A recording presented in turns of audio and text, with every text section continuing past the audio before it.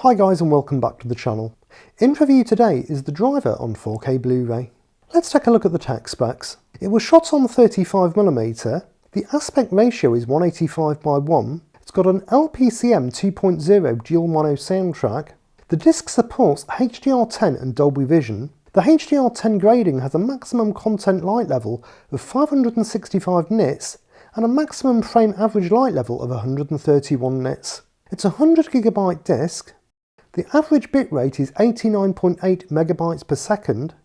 The runtime is 91 minutes and it's rated 15.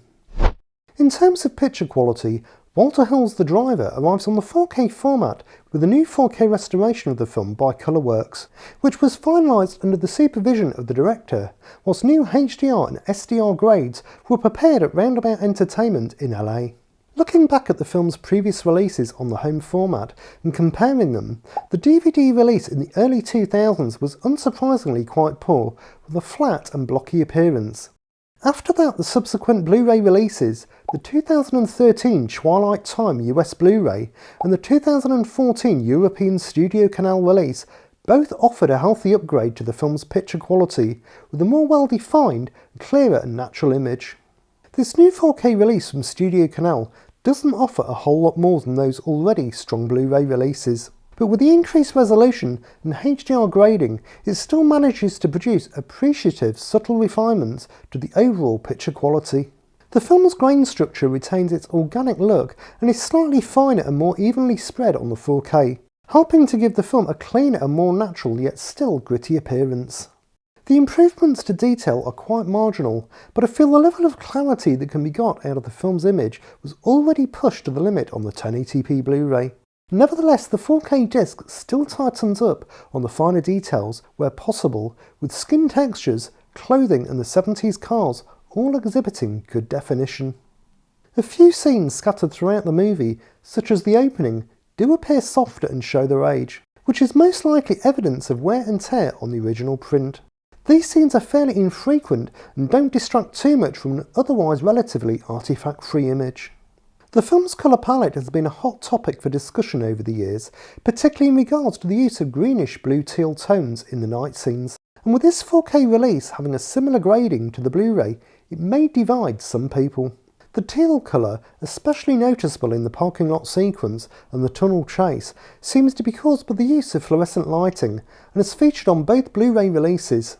But interestingly, on the DVD, it isn't as prominent and it appears these tones were dialed down.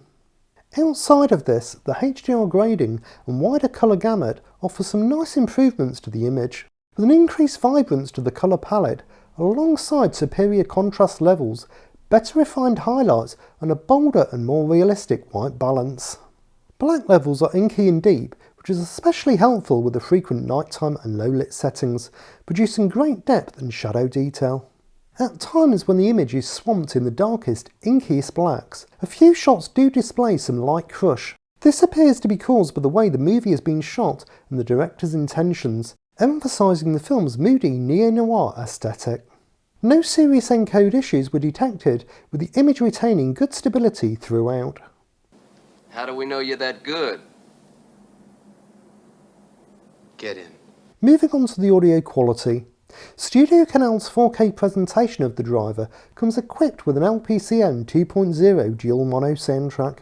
The track delivers a sufficient and faithful listening experience, with the key chase sequences being the highlights, effectively producing the sounds of screeching tyres, police sirens and car engines. With the nature of the track, some of the more elaborate sound effects are limited within the constraints of the track's age, but with the technical limitations of the era, this is something to be expected.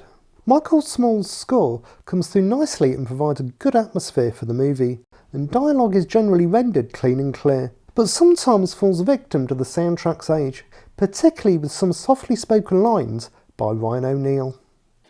Planning on looking for work soon? My line of work is kind of hard to come by. To summarise, I'll give the picture a 7.7. Considering the film is 44 years old, I think it's cleaned up quite well for the 4K format and has been restored to the best ability, maxing out the highest level of detail possible with a nice natural filmic appearance. Those that own the Blu-ray might not notice a huge improvement to the overall image, but with subtle refinements to finer detail, the grain structure and the colour palette, it's still the ultimate way to experience the movie at home. And I'll give the audio a 6.7. Even with the limitations of the aging soundtrack, it still makes for a satisfactory listening experience that stays true to the nature of the film and the era.